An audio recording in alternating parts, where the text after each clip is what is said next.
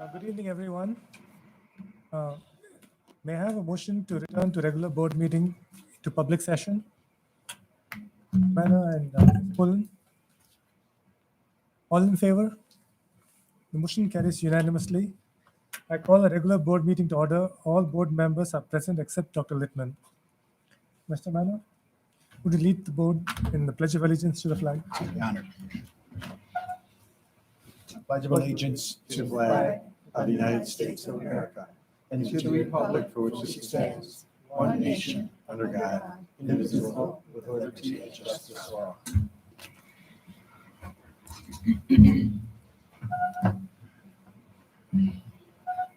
Please be advised that in event of fire emergency and an evacuation should be necessary, an alarm will sound. Please note all emergency exits and evacuate well away from the building. At this time, we request everyone turn their cell phones and other electronic devices to silent. Thank you. Recognition, Dr. Brownhall? Absolutely. Thank you very. Oh, no, this. Oh no. Oh, hey. Tonight, our school spotlight takes us to Maple East Elementary School. Each morning throughout the year, faculty, staff, and students begin with a morning meeting, an opportunity to welcome, listen, and learn, and have a positive start to the school day. I'd now like to welcome Principal Extraordinaire Dr. Bill Bowen to share more about this initiative.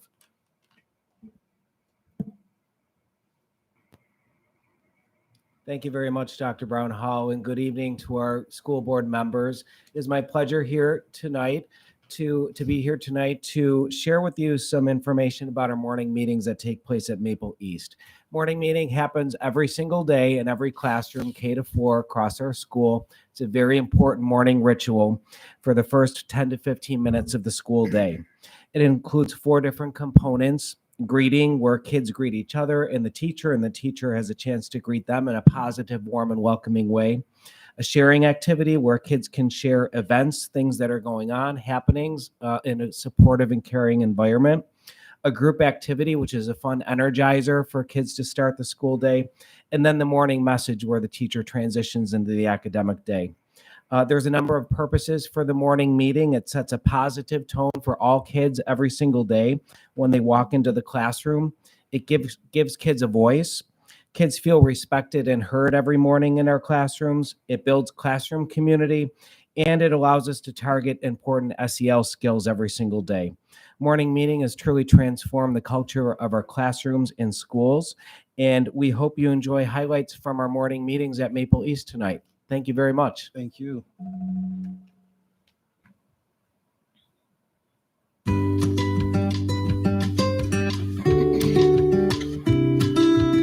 The purpose of the morning meeting is to build a safe and trustworthy environment. It encourages the students to get to know each other, to trust each other. It also is a way that we can have social emotional learning on a daily basis. Good morning, friends. Today we're going to start our morning circle. The morning meeting has 4 parts to it. The first is greeting. That's where all the students will greet each other. The second is sharing. This is where they're going to share something maybe about themselves, and then they'll do a group activity. This encourages inclusion, cooperation, and then the final part is the morning message. Do you think that quizzing each other on our spelling words helps us become better spellers? Yes. It builds our class community and our class culture. It brings us together like a little class family, and it helps everyone kind of get into the mood of the day, and everyone's always laughing and smiling. I see the biggest change in them, just their demeanor with each other. They care, they do listen so well to each other that it ultimately helps them be more caring individuals. Our activity plays a huge role in our morning meeting. It gets the kids up and moving. 3, 2, 1, go ahead. We all love playing night in the museum. Everybody stands like a statue. Mm-hmm. And if the night guard catches you moving, then you get out. It's just like a good way to start the day. And I think it's just like the way that we bond because we always like talk and stuff about it. I think the kids are gaining a connection with each other, building that classroom community, a positive community where they feel safe to learn, where they feel safe to share with each other. Morning meeting really helps to build a rapport with our students. They seem to be more connected with me. They seem to be more connected with each other. And it's a fun, friendly, and a really powerful way to get each day off to a great start. All of our classrooms now begin their day with a morning meeting. Who do you see? I see Miles looking at me. Morning meeting has had such a tremendous impact on our school culture and climate. Kids have a voice in the classroom, they feel respected, they feel heard. It also builds important SEL skills and competencies on a daily basis. Kids get off to a positive start, and we've seen the benefits in our teachers, students, and staff on a daily basis. That was awesome. Thank you again, Owen. I turn it back over to you. Thank you. Are there any other board acknowledgements? Yeah, I have one this evening, a rather sad one. We had a longtime Wigglesville employee pass away. She was a lunch lady / aide at Well South, Mrs. Chernick, and I just wanted to express our condolences from the board and the district. Thank you. The next item is public expression. I call on Ms. Blackinger to review our public expression format. Welcome to all who have come to observe this regular board meeting. Per policy 1510, the board allows up to 30 minutes of public comment, a time when we invite members of our school community to share ideas, opinions, and concerns with us. While we are here to listen carefully, we take your concerns seriously. Public comment is not designed to be a discussion. Therefore, please do not expect us to respond tonight. Instead, you will receive a response by email after our meeting. Because we want to maintain mutual respect and civility, please ensure that comments are delivered in a respectful manner to the board directly. Also, under state and federal privacy laws, we are unable to entertain any comments related to employee personnel information or any topic that may disclose information about a particular student. On these matters, we ask that you go through the appropriate administrative channels. Please note that individuals are required to sign up prior to our meeting, and each speaker is allotted 3 minutes for comments. You will be signaled at 2.5 minutes so that you may conclude your remarks. At this time, we will begin public comments. After I call on you, please step up to the podium and state your name. First one here is Jenny Sandell.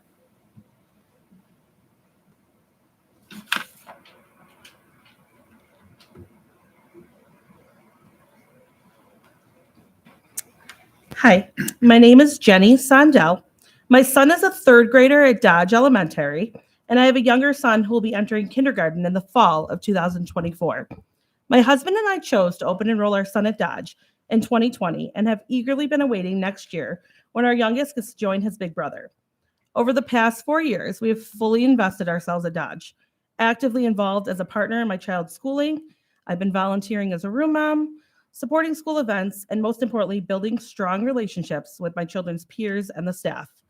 This is important as my 3rd grader thrives on strong bonds and structure. The open, collaborative relationship I have with the teachers have resulted in a successful kindergarten to 3rd grade academic and social emotional experience. However, the recent news of removing open enrollment at Dodge for their younger siblings has put an undue hardship on our family. There are only a couple options available for my family and others in a similar situation. My first option is enrolling my youngest incoming kindergartner for 2024 in our homeschool, Heim Elementary, and keeping my current Dodger at Dodge. This is a problem, as having to separate my children into 2 different elementary schools is not an option for my family. The only other choice is pulling my oldest out of Dodge and enrolling them both at Heim Elementary for next year. I have serious concerns about changing schools for my oldest, as it could result in behavioral issues, schooling difficulties, and negatively impact his social, emotional, and overall mental health. Sadly, we would also lose our Dodge family and the meaningful relationships that have supported both of my boys' growth. My youngest son has been overly excited to officially become a Dodger, although I'm pretty sure he considers himself already a part of the school for how much we are there. My oldest has shared his emotions with me regarding possibly having to leave Dodge, and I can tell it's weighing really heavily on him. Please consider the families that currently have open enrolled children and their younger siblings. There are 5 incoming kindergartners in the fall of 2024 that should be joining their older brothers and sisters at Dodge.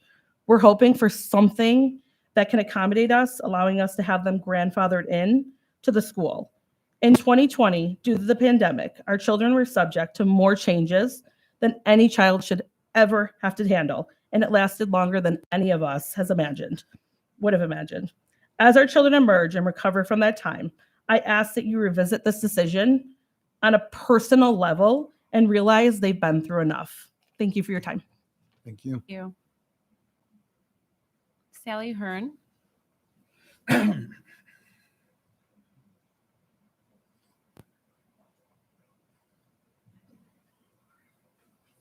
Good evening. Good evening. My name is Keith. I will be speaking on behalf of Sally. But Sally's writing concerning the Williamsville Central School District's decision to close open enrollment to the siblings of children who currently attend Dodge Elementary School. She understands that, like many situations, this is a complex problem that requires open and respectful communication. I'm grateful to each of you that's taken the time to hear my concerns as I attempt to advocate for my family, friends, and community regarding this matter. Excuse me. First, I'd like to assure you that I am in the belief that elementary schools in the Williamsville are very reputable institutions, staffed with highly qualified teachers capable of delivering a quality education. I know not all school districts can boast of this and are grateful to live in the area that provides a rigorous education regardless of one's street address. However, I chose to open enroll my children at Dodge not because of a superior education, but rather because it was a place that championed the community. Having recently moved to the state and not knowing a soul, I valued the various ways that the staff at Dodge included my shy, tentative children into their school family. And despite prevailing COVID regulations, my child was seen, valued, and through various classroom and school-wide incentives, felt he was very truly a part of the most dynamic school on the planet. At Dodge, like-minded individuals work together to foster a community that embraces kids with open arms, regardless of their individual needs or the adverse childhood experiences they may carry. Dodge's desire to establish community was particularly paramount to me, as I have had the privilege of being a foster parent to dozens of children over the past several years. The children that I've been entrusted to my care are truly remarkable, not only in their strength and resilience, but also with respect to their unique trauma and their various social, emotional, and developmental needs. Having taught prior special education before becoming a foster parent, it was great comfort to me to know that the children in my care would receive both academic instruction and emotional support from qualified individuals who had previously established a relationship with my family. This known made welcoming children with exceptional needs into my care much less frightening. In a world of unknowns, I knew my children's team, and more importantly, they knew and cared for my children. On a similar note, the friendships formed with Dodge parents assured me that unique needs of all children in my care would be met with kindness and empathy that comes from time spent in proximity and relationship with one another. My foster children made friends at Dodge at the events, book fairs, festivals, field days, school plays, and Dodge dashes, as well as countless hours spent on the playground after school. Over the years, my racially diverse foster children, some of whom are now adopted children, made friends with other kids who looked like them, who shared similar life experiences as them, and who were Sorry. Thank you. Thank you. Thank you. Thank you. Cindy Preciado.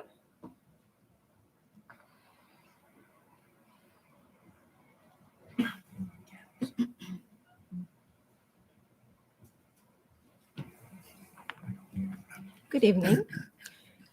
My name is Cindy Preciado Casas, and I want to express my heartfelt concerns regarding the potential removal of open enrollment opportunities for siblings of existing Dodge Elementary students. I am a mother of two children, Sebastian, a thriving third grader at Dodge, and Emilia, an excited soon-to-be kindergartner eager to join her brother. We moved from New York City 3 years ago and chose to open enroll my son at Dodge since he was only receiving virtual classes due to the pandemic. At that point, he was also receiving speech and occupational therapies. Last year, he graduated from both.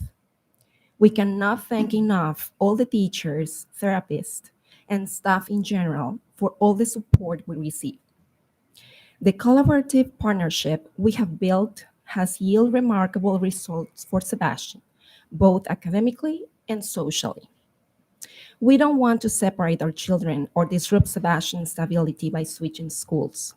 We want to continue being part of the invaluable Dutch family that has become instrumental in the growth and happiness of both of our children.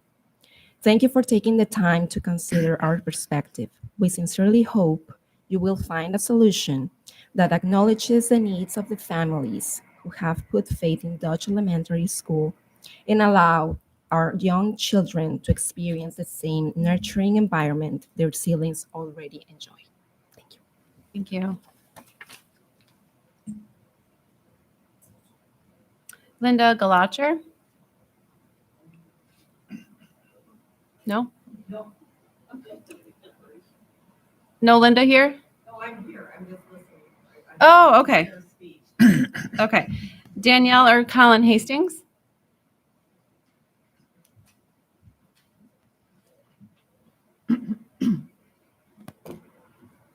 Hi, my name is Danielle Hastings. I currently have 3 daughters attending Dodge Elementary School, and I have a son who is set to enter kindergarten in the 2025-26 school year, and another daughter later who will enter in the 2028-29 school year. So though the board's current decision to stop open enrollment at Dodge does not affect my family this coming school year, I cannot just sit back, wait, and hope. We enrolled our oldest daughter at Dodge for the 2020 school year and have subsequently open enrolled our children each applicable year thereafter. We chose to open enroll at Dodge for a few reasons. One, Dodge's reputation. My niece and nephews have attended Dodge Elementary, so we knew from their experience how truly dynamic Dodge is. Also, many of my neighbors who we have come to know have informed me that their older children were open enrolled at Dodge as well. Number 2, location. Plain and simple, Dodge is the closest elementary school to our home. I can leave my house and arrive at the Dodge Road school entrance 4 minutes later, and this makes for much smoother mornings and afternoons. Number 3, continuity of peer group. If my children did attend our home elementary school, most students at that school go on to attend Transit Middle School. My children will be attending Casey Middle School, which is just a block away from our home.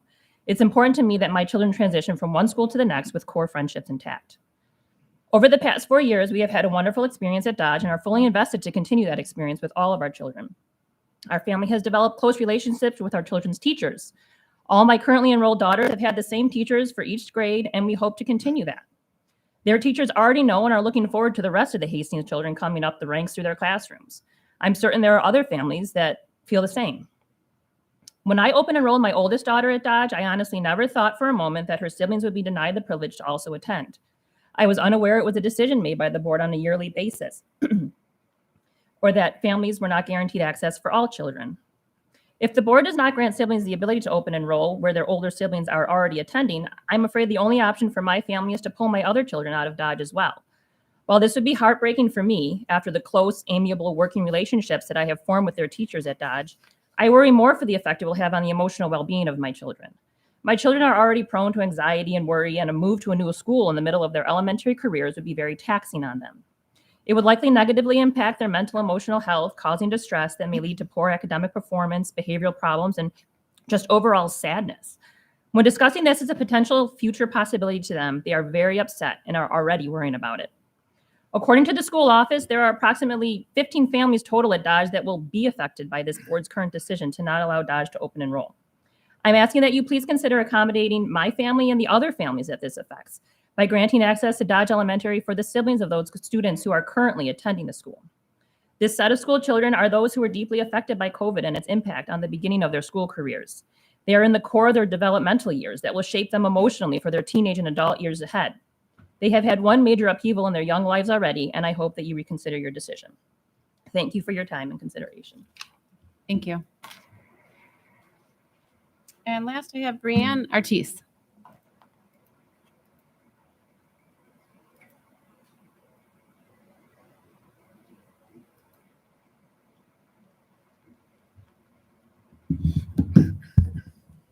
Hello. My name my name is Bree Artis, and my daughter is currently open enrolled at Dodge Elementary School. I say currently because, as you well know, all of us talking to you, that next year we've been told that that is not the case, and I currently have my 4-year-old son who would not be allowed to attend kindergarten next year at the same school as his sister. This news is extremely upsetting, as my family has spent countless hours forming a beautiful community at Dodge. Not to mention that location-wise, Dodge is down the street and Country Parkway is a 15-minute longer drive time. We are active members in our Dodge community, as demonstrated by having joined the PTA, volunteering at the after-hour school events, volunteering in the classroom as room helpers, and providing free Zumbini activities, which is a music and movement class I teach for students at Dodge. We have worked very hard to establish roots and be active participants in our school community, and we are so thankful to have forged the friendships that we have during this time. My children are mixed race and attend school in a district that is composed primarily of people who look very much like me. In an effort to ensure that my children have friends that look like me and look like my husband, we have intentionally built relationships with a wide community of diverse families. These friendships have been wonderful for both the parents and the children. However, like all good things, forming community takes intentionality, effort, and most of all, time. Starting over at a brand new school will be devastating. The relationships we've established at Dodge will continue, of course, but they will be lessened in that we will see the friends occasionally as opposed to daily. My children, like many children, are COVID kids. To unnecessarily disrupt their learning environment and their socialization yet again seems cruel. From my financial standpoint, relocating to another school district will be devastating, as I provide after-hours care for students from Dodge whose parents work full-time. Moving to another school will not allow me to provide these services with the people that I have forged a relationship with. I know it may not seem like a major disruption to you, but to be perfectly honest, this doesn't affect you in the same way it will affect my children. It will impact their education, it will interrupt their socialization, it will disrupt their sense of integration, and more than anything, it will make them feel isolated, lonely, and not valued. But they are valuable. Their voice does matter. I tell my children this every day, and I'm here today because despite an overarching cynical sense of dread, I still believe that advocating for the betterment of those who are marginalized does make a difference. Just like I tell my daughter when she's learning how to write a persuasive paragraph. So please, please reconsider your stance. Take time to think about the various ways this decision disrupts our children's education, impacts our financial situations, and teaches our kids about the power of advocating for what's right. Thank you so much for your time. Thank you.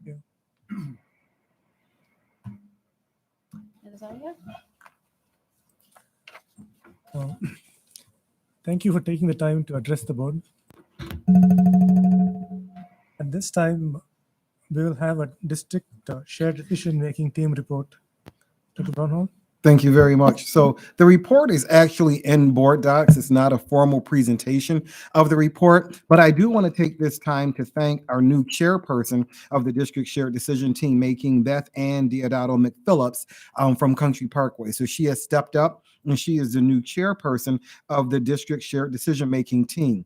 And her statement is what we have in item 4B in board docs. And some of the highlights she explains. Every month, each of our 13 school shared decision-making teams meet to set and execute goals for student learning and growth.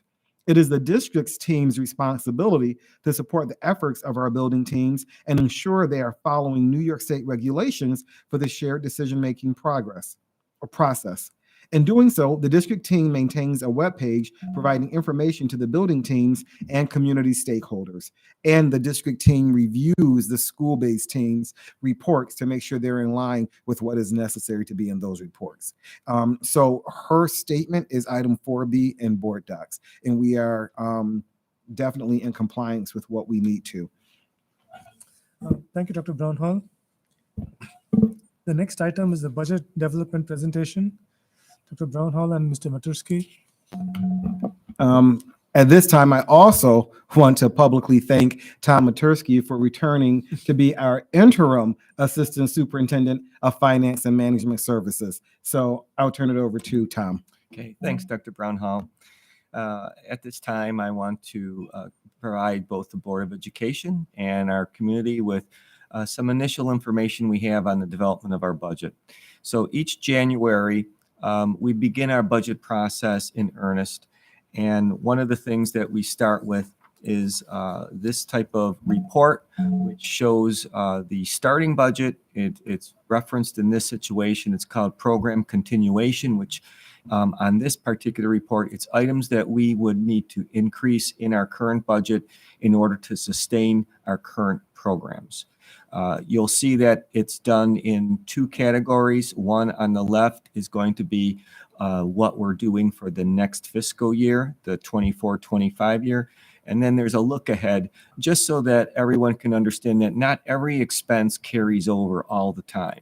And I'll talk about that a little bit in the future here. The other thing I just want to mention is that the expenses are categorized by either being mandated, contractual, inflation-driven, or to support program. So those are your categorizations. So just to go over the items, the one thing I want to start with, most of these are related to general items we have on an ongoing basis. Total employee salaries for all of our contractual agreements for this coming fiscal year 24-25. Again, we're looking at a $3,076,628 increase.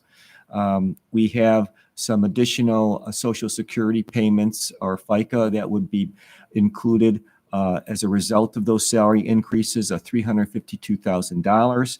And then health insurance, we have a larger number, $4,708,223.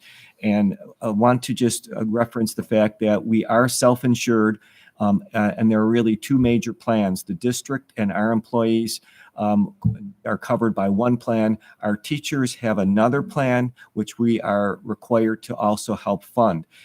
As a result of those two plans, they're all experience-based. So what that means is we're paying the actual expenses every year on what are incurred.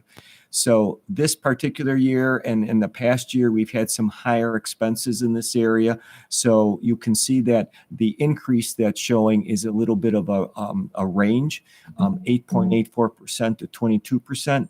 That's due to the fact that we've got a couple different plans here and that the expenses have changed within those plans. So again, that's a larger increase than what we normally would expect. Going forward, we have our Board of Cooperative Educational Services, BOCES, planning number here of $725,000. That can support everything from student programs, direct student programs, occupational education programs, as well as administrative items that support our district, everything from technology to buying instructional software. And then moving down, I have listed there bus transportation. This number is also larger this year, $1,585,700. And again, this is going to be the 24-25 year, the first year of our new contract with Student Transportation of America. It's a 5-year agreement. And then again, you'll see how that decreases in the subsequent years. And then lastly, there's a cybersecurity increase of $250,000. And essentially, we're purchasing additional software enhancements that protect us from cyber threats. It ranges from different softwares to using consultants to making sure our systems are going to be more threat resistant. So in total, for the program continuation expenses, it's $10,697,551. That's a 4.79% increase. And just looking at that right side, what would be going out to the 25-26 year, the only thing I want to point out is that you're seeing the salary and benefit pieces being about the same. Health insurance goes down significantly. Again, that's based upon some projections and working with our health insurance consultant. And then you're seeing BOCES about the same and a significant decrease in the bus transportation line. We should level off in the following year. And at this point, we can't make a decision on whether or not there will be a cybersecurity increase or not. Moving to the next piece is what we would say are program enhancements. And so in this situation, our special education area, the study that's been ongoing, working with our special education department, has determined that there will be, at least at this point in time, 2 additional self-contained special education classes at the high school and 1 at the elementary school. So that's $279,135. That process is still ongoing. So there may be changes in that, as well as the previous information I shared as we go through the budget development process. So again, if you were only looking at that as a percentage of our total budget, it's almost 0.1%. So looking at the totals here, what we're looking at is a total increase in January for a working budget of $10,976,686, which is a 4.91% increase. And that provides a total working budget amount of $234,364,689. And then again, looking forward to what we're going to be seeing really in the February meeting, that's when we should have our information on revenues. We will be getting the report from the governor very shortly, likely later this week, which will give us some estimated state aid information. We will also have information on our other revenues, our sales tax, and all the other revenues that we add into each budget to balance out on the expenditure side. And we will also have the tax cap calculation, which will tell us what the maximum amount of our tax levy can be in the 24-25 budget. Thank you very much, Mr. Machersky. President Singh, I turn it back over to you. Any questions? Well, going on to the next item, it's repair reserve proposals. Dr. Brownhall, and I turn it back to you. And then we're going to turn it right over to our Assistant Superintendent of Finance for the repair reserve. And these items, just for the public, is item 5A in board docs. So Dr. Brownhall, each year we do the repair reserve hearing, and this has become extremely valuable to our district. It upkeeps our facilities. It actually minimizes future expenses because we're taking care of things on an ongoing basis and doing some major repairs rather than letting those go, and then it costs us a lot more in future years through capital projects. So in this year, the repair reserve, what we're looking to request approval for is a not to exceed amount, a not to exceed of $950,000 for the work I'm going to describe. Initially, we're going to look at doing the refinishing of the North High School gym, and with that, we'll be repainting the ceiling. Also, if you look at what we have done with the music addition, and you look at that top part, the white part, which we call precast, it's very white. And if you look at the precast around the building, it's not so white. So we're going to get a cleaner out there to clean the rest of the building. So again, it makes the appearance of that building look better, and it also preserves the precast from the mold and other things that could happen underneath it. Additional to that, we're going to look at relighting the cupola that is over in South High School. It's a historic piece of our whole district, as well as the Williamsville itself. And so we're looking to do a relighting of that and then replace the broken sidewalks that are in front of it. Now, it's not a complete sidewalk repair, but if you walked through that sidewalks in the front of the building, especially more toward the western end, you'll see that they're cracked, they're old. We're going to replace those. We're also going to do some work at Mill Middle School. Some of you may remember last 22, the winter recess, the whole storm that we had a pipe burst in the C wing at Mill Middle. And so we temporarily put carpet in there. We're going to take care of that through the repair reserve. That requires the carpet to be brought up, and that's asbestos related tile. So all those tiles are going to have to be abated, and then we'll put new tile in those areas. Transit Middle School, we're going to replace their emergency generator. That generator is over 10 years old, and it has had some issues when it has been called upon to be used. So we don't want to take any chances with that. We're going to replace that. And then lastly here, we're looking at replacing the chiller here at Casey Middle School, and that will be part of this service as well. And you can see, if you look at the agenda item, there's also a fee that we pay one architect to do all the design, all the management of this, and that's estimated at $40,000. So again, all this work would be bid out. It's not to exceed $950,000.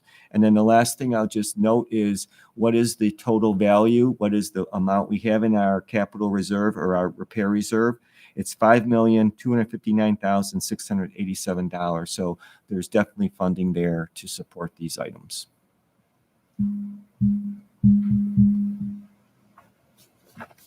I have a question. Mr. Matursky, where did you come up with that $950,000? It's done through estimating the cost of all those items. Then we add a little bit into on top of that for change orders, which may happen. But usually we underspend that, but we would rather have a little bit more in the not to exceed than to have it under, and then we can't do something. My next question was, if it exceeded the 950, then what? Would you cut projects out, or would you just come to the board and ask for more So money? we would likely reduce the scope in that particular year. Correct. Any other questions? Okay. We will now have our public hearing for the proposed repair reserve projects only. I request anyone wishing to address the board regarding the proposals may go to the podium and sign in at this time.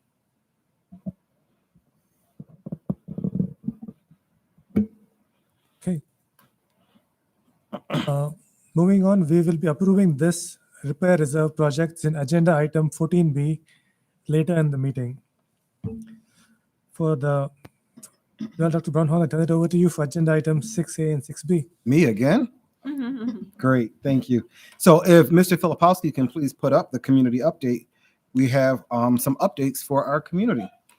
What I do want to say first is I know by board policy, we do not address the speakers, but as part of the community update, I will let the community know that the board has asked us to look at the numbers for students who will be siblings entering Dodge Elementary School in the fall and kindergarten. And so Assistant Superintendent Scanzuzo has provided us those numbers. So we will compare those to the census numbers to the report that we received on enrollment from the RED group and see going forward what that will look like. All right. So the board has asked myself and senior leadership to do that. And we'll just make that part of the community update, not responding to speakers. Got it, board members?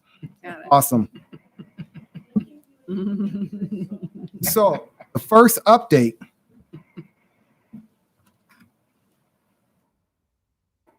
We have our Superintendent 2024 Speaker Series back.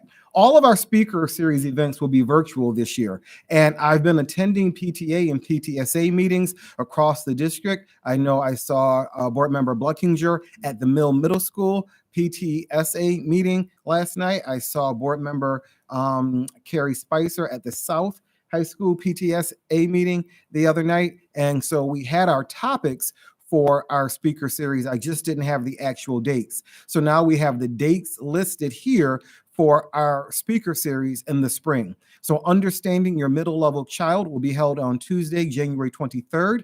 What to Do When Your Child is Struggling in School will be held on Thursday, February 29th.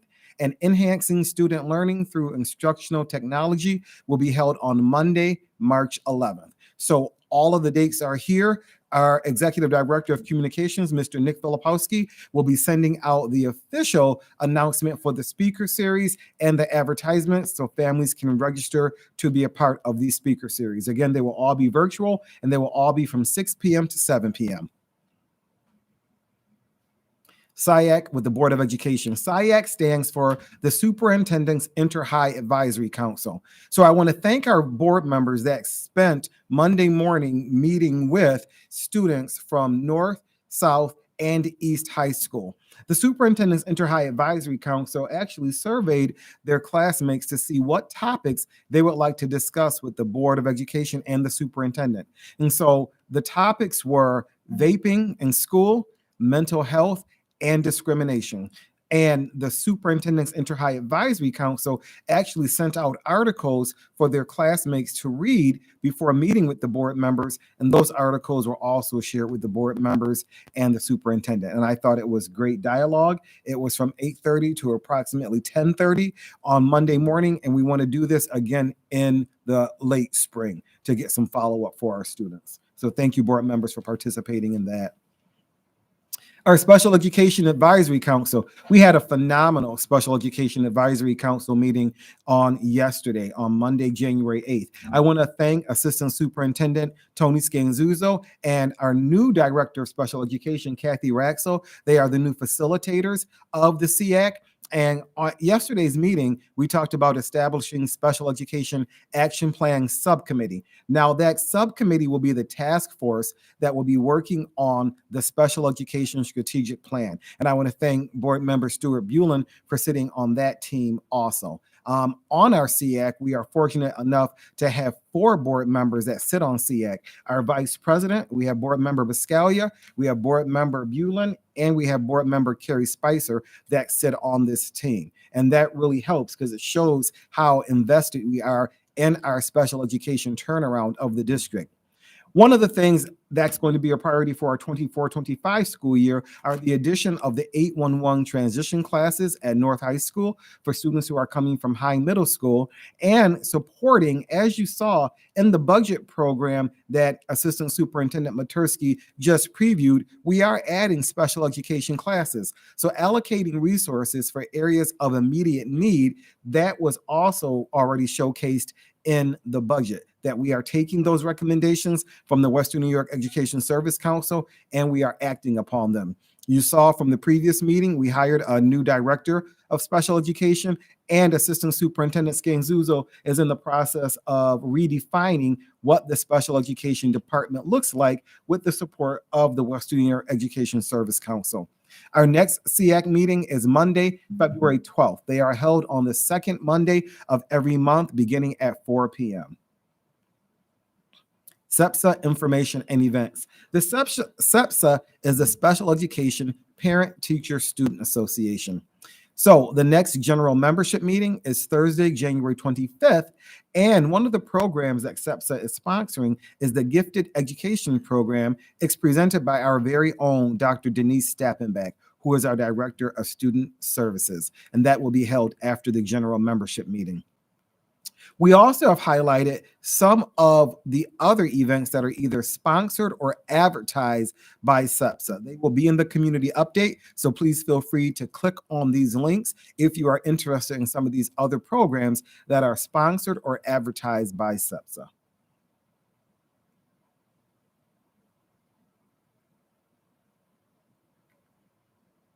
Computer-based testing. We want to make sure we have this reminder in every community update.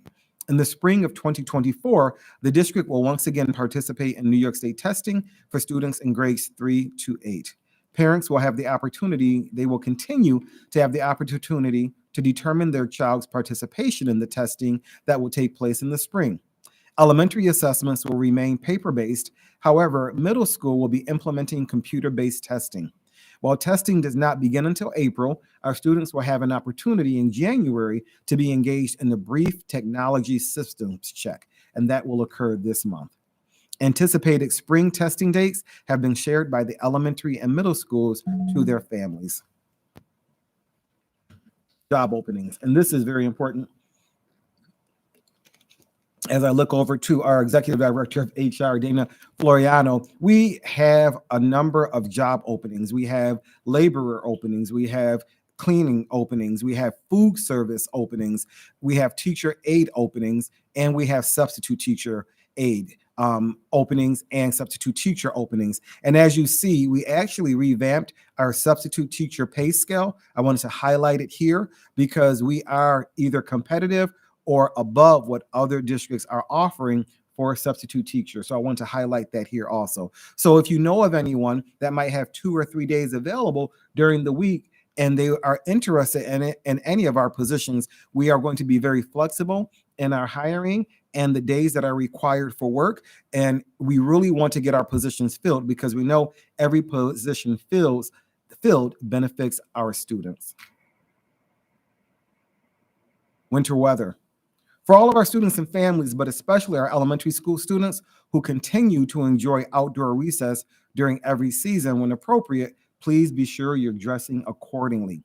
We know the value of our younger students being able to enjoy time with their classmates outside of the classrooms. For families with students who walk to school or ride the bus, please make sure students are prepared for the elements as they make their way to and from school each day. So we have had a mild winter this far, and we're very appreciative of it. But as I'm told, and we know February is around the corner, cold weather is coming. So we want to make sure our students are dressed appropriately for it. Last but not least, the Williamsville Wall of Fame. So the Williamsville Education Foundation is looking for nominations for the 2024 Williamsville Wall of Fame. Applications are available online. You can click on this link if you go into the community update and board docs, and then nominations are due by Monday, April 15th. The induction ceremony will take place on Friday, November 8th. And that is a community update for January 9th, 2024. Are there any questions from board members? Yes, sir. Just one on the computer-based testing. When you do the practice one in January, are all the schools doing it at the same time to make sure that is that the plan so that test the technology Absolutely. not overloaded or anything like that? All right, I just want to make sure. So what Mr. Biscaglia is referring to is because we know that years ago when many districts around the state did their computer-based testing at the same time, there was an issue. And it crashed, and we want to make sure we're avoiding that for our students. So we are going to try to do it, the simulation at the same time, so we know what to expect and to see if there's anything that we need to do on our end to make it a smooth day for our students. Thank you for that question, Board Member Biscaglia. Oh, I'm sorry. I'm looking at it's me again. So item 6B. Mr. Filipowski, if you can pull up the 23-24 district strategic plan goals update, I appreciate that. Board members in the community may remember when we had our district goals prior, it looked like an Excel spreadsheet with updates. And so I want to thank Dr. Marie Bellin, who is our assistant superintendent for curriculum and instruction, and Amy Volwinkle, who actually reports to Nick Filipowski, for the redesign of our strategic plan updates and highlights. So our strategic plan goals are our district goals. And I'm not going to go through the entire document. Do I click here, Nick, or do you control it? Okay, awesome. I won't go through the entire document, but you can see how we have each of our goals listed here. We have our goal activities and statements on the prior page. And for each goal statement 1A, for example, the district will improve communication and collaboration within and among the district and school buildings in order to effectively engage all stakeholders. We actually highlight what we're doing to make sure we're reaching that goal.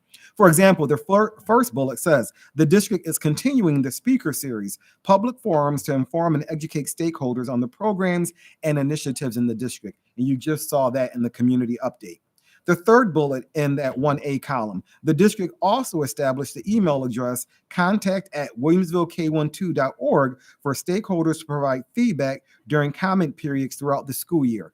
We just saw that was effective when we had our DEI calendar recommendations come to the board. We had a 20-day comment period where we received over 160 emails to that email address. We also use that when we're looking for comments for our district code of conduct, our district safety plan. So it's important that we have that established. If you look at the last column, item 1C, the district will improve effective communication with families, students, and staff by enhancing and expanding the knowledge of our digital media presence. So the first bullet, in response to public feedback, district and building newsletters have moved to a bi-weekly format for the 23-24 school year. District newsletters are shared on Mondays every other week, while high school, middle school, and elementary school newsletters are shared every other week as well, and on different days of the week. So we listen to our stakeholders and our families. Our families said there's a lot of information we're being provided, and we appreciate that. However, is it possible we can stagger the information so that we're not overwhelmed? And so that was a response to what our parents asked of our district. And again, there is a lot in here, so I don't want you to think I'm going to read everything because I am not, just highlights. So on to wellness, community, and sustainability. I want to thank Assistant Superintendent Scanzuzo and his departments for these highlights. So for goal 2A, all students and staff will have equitable access to instruction, tools, experiences, and practices that support and enhance their physical, social, and emotional safety and wellness. So when you get to the second bullet here, it speaks about how the district's code of conduct, the current language was reviewed by the District Wellness Council and modified to reflect restorative practices. Not only that, the second bullet from the bottom says the district athletic agreement has been revised to include a restorative option for students who have broken the agreement. So we see the new things that we're doing in our district moving more from the punitive to the restorative. And these are the highlights that we have in this document. I will move on to teaching, learning, and leadership. And I thank, again, our Assistant Superintendent of Curriculum and Instruction, Dr. Balin, and her team for showing all the highlights that are in this section. Now, as you see, there's many bullets, a lot going on, right? So I'm going to jump to 3B. The district will engage in and continue to develop responsive educational practices, opportunities, and learning experiences that support and advance leadership potential within a diverse community. So the second bullet, professional learning opportunities for librarians to support their leadership in the buildings. We know that the libraries are a true resource for all of our students. That's where there's so much knowledge in the library, and students can actually access books that are of interest to them. It increases their reading. If you go further down, you see we have a partnership with Dr. Roman and Dr. Tammy Alsalce around strategies to support English language learners. And then the last three bullets in that middle column, the web leaders at the middle level, student leadership clubs at the middle level, student ambassador programs at the high school level, and student government initiatives at the elementary level. There's so much going on in our buildings that really support all of our strategic and district goals. Last but not least, we'll turn to our diversity, equity, and inclusion. And goal 4, the district will support and advance diversity, equity, and inclusion in accordance with district policies and alignment with the New York State Board of Regents policies, frameworks, and initiatives. Their first bullet speaks to a lot of that. Building DEI teams are established and engaging in the work, students included on some teams, instructional support for work teams. We have, and we're very proud to have, our DEI teams in every one of our buildings. And we have teachers on the team, we have parents on the team, and in some instances, we have students. And there's a lot of work to be done in the area of DEI. And I also want to highlight the work that is done. If you look at the second column, the last bullet, homework assessment and grading work group, exploring equitable homework and grading practices. And that is led by our own Dr. Balin. So I encourage the community, I know board members have already done so, but I also encourage our community and our parents to really read through these highlights to see all the great work that is being done to advance and enhance the educational experience and opportunities we have in the Williamsville Central School District. President Singh, I turn it back over to you. Thank you, Dr. Brownhall. I think the document is very well organized and easy to read. Thank you very much. Moving on, the board members met with SIAC students on January 8th. Do any of the board members want to have any comment?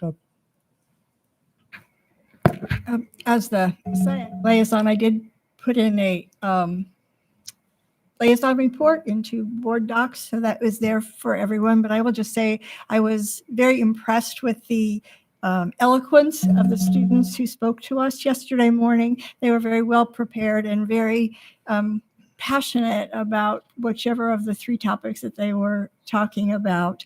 They really challenged us as adults to hear them. I think one of the things that we've talked about so much is raising student voice. Finding more ways for their voices to be heard. I did make the suggestion and asked them if they would be willing to work with Mr. Filipowski and do some spotlights on some of the things that they talked with us about that we might include out with community updates from time to time. I will also add, I didn't see one cell phone, so there's that to be said. They can break away from them for whole hours, so that was a good thing. But lots of food for thought. I think one of the statements that one of the students made in regards to mental health is that their transition from elementary school, where they were in a small group and everybody knew them and they knew everybody and they had relationships with teachers, and how that stretches out to when they get to high school, they don't feel like anybody knows them. And so that's a challenge. That's a challenge. I just wanted to add that I thought it was really informative also. And I think that we as the board need more opportunities to interact with students, because it's really, and as I said to you earlier, it's really we're here to help them and we need to listen to them. And that was a really good opportunity for us to do that. Absolutely. Oh, one other thing. I thought the overreaching thing was the issue with guidance. Yeah. Like they seem to have a disconnect with what guidance is supposed to do and how they're interacting with the kids. And I think that's a really important, that we need to fix that somehow, like that the kids feel more connected to the guidance counselors and can get the information and the resources they need. I just thought that was an interesting disconnect. The onboarding committee met on January 4th. Are there any comments? Yes, I think it was a successful meeting. We have, Lynn took some notes on that, and we're going to be updating when new members come on with mentors and additional documentation. So that'll be helpful for new board members. After school with staff, conversations with the Board of Education will be held on Wednesday, March 27th at South High School in the cafeteria. Other events and building visits are listed in board docs. Any board member wishes to comment or question any of these events? Okay. Moving on to items 7B through 7G. The Policy Review Committee, 7000 Committee will meet on January 17th. ECASB and NISBA items are in board docs. Are there any questions, comments? Item 7E are the board goals progress report. They've been updated. And are there any comments? I just had one comment. Kristen. Oh, sorry. Go ahead. You can go ahead. No, I just wanted to do a quick update. I was monitoring the board governance goal, and I do want to thank our onboarding committee for the work that they did already. I did read the minutes online, so I have some sense of what happened, and I appreciate that work towards hopefully improving our onboarding process as we bring on new board members in the future. And I just also wanted to point out that in the board governance, one of the items that we talk about is ensuring that everyone is fulfilling their assignments, including their liaison assignments. And I know generally speaking, I really appreciate it when people get those reports in a timely manner so that I can know what's going on in the different schools as well as at the different ECSB committees. So thank you to those who get those reports in a timely manner. And if we can continue to do that, that would be lovely. Thank you. The one other thing is Dr. Brownhall is constituting a green ribbon committee and has asked two board members if they would like to volunteer on that committee. I know Ms. Blackinger has already volunteered. And Ms. Pullen. Ms. Pullen and Ms. Blackinger.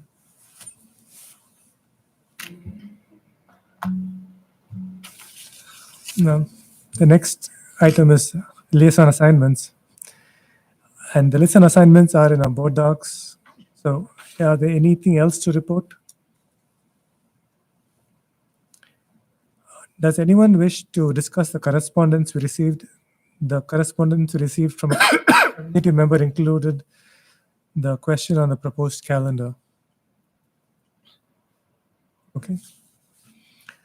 Moving on, agenda items 9 through 14, minutes, personnel, business and finance, exceptional education, special needs and student activities, instruction, curriculum, and district facilities and support services. May I have a motion to approve the agenda items 9 through 14 as presented? Mr. Manna, Ms. Pullen, any discussion? All in favor? Motion carries unanimously. At this time, I would like to thank the following retirees for their service to the district. Lisa Lee Dempsey, school psychologist at Casey Middle, retiring on July 1st with 31 years of service. Karen Fries, teacher at Transit Middle School, retiring on July 1st with 31 years of service. Thomas Nab, art teacher at Dodge Elementary School, retiring on July 1st with 31 years of service. Leslie Corral, teaching assistant at Hyman Middle School, retiring on July 1st with 15 years of service. Thank you all for your service to the district.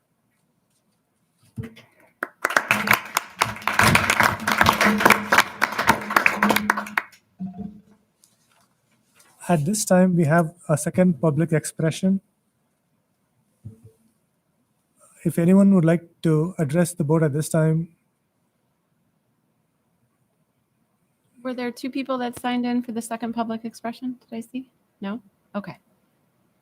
okay, thank you. Moving on to item number 16, there are no matters to discuss under legislative matters. Number 17, committee of the whole. Are there any matters to discuss under committee of the whole? Okay. Our next regular board meeting will be on February 13th, and that also includes the budget work session. May I have the motion to adjourn the regular board meeting? Mr. Manna, Mr. Bullen? All in favor? Motion carries unanimously. Thank you. Thank you.